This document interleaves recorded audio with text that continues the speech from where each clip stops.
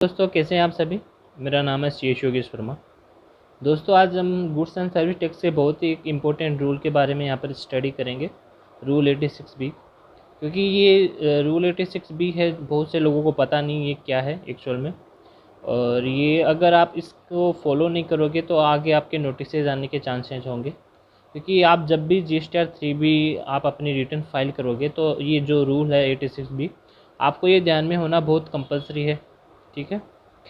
Rule 86B क्या कहता है कि अगर आपकी जो टैक्सेबल सप्लाई है वो मोर देन 50 लाख है, ठीक है, अगर मोर देन 50 लाख है तो आप जब उसकी जो टैक्स लायबिलिटी है उसको डिस्चार्ज करेंगे तब आप अपना जो इनपुट क्रेडिट लेजर है उसको आप फुल यूटिलाइज नहीं कर पाएंगे।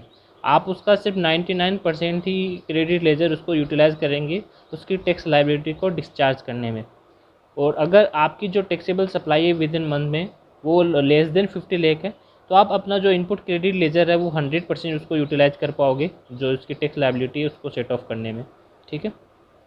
अब हम जो टैक्सेबल सप्लाई है जिस मंथ की वो 50 लाख से अबव है या नहीं है तो उसको उसकी जो डेफिनेशन वो क्या है, उसमें कौन सी सप्लाई है उसको इंक्लूड करेंगे और जो कौन सी सप्लाई है उसको एक्सक्लूड करेंगे।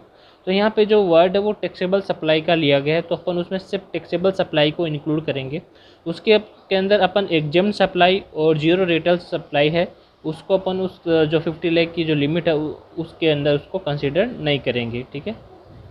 इस रूल की थोड़े एक्सेप्शन हैं, वो कब ये एप्लीकेबल नहीं होगा वो है अगर द सेड पर्सन और द प्रोप्राइटर और कर्ता और द मैनेजिंग पार्टनर और एनी और two partner full time director board of trustee as the case may be have paid more than 1 lakh as income tax under the income tax 1961।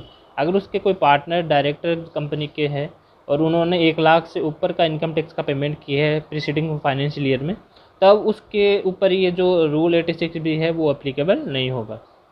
दूसरा case है the registered person has received A refund amount of more than 1 lakh rupees in the preceding financial year.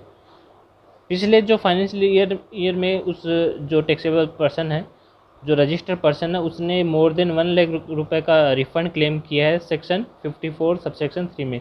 जैसे inverted tax और export के case में होता है ना, जो अपन रिफ़ंड क्लेम करते हैं, तो अगर आपने जो रिफ़ंड है वो 1 लाख रुपए से अबाव का क्लेम किया है प्रीसीडिंग फाइनेंशियल ईयर में, तब उस केस में भी आपके ऊपर जो ये रूल 86B है वो एप्लीकेबल नहीं होगा। तीसरा केस है the registered person in is a government department, PSU, local authority, A statutory body. अगर कोई रजिस्टर्ड पर्सन है वो कोई गवर्नमेंट डिपार्टमेंट है, पब्लिक सेक्टर यूनिट है, लोकल अथॉरिटी और स्टेचुटरी बॉडी, तो उसके ऊपर ये जो रूल 86 है वो एप्लीकेबल नहीं होगा। ठीक है दोस्तों, इस रूल को आप जब भी आप अपना कैलकुलेट करें आपकी GSTR 3B के समय, तो आप इसको ध्यान में रखना बहुत कंपलसरी है जिनकी जो टैक्सेबल सप्लाई है वो 50 लाख से अबाव है। ठीक है दोस्तों, धन्यवाद।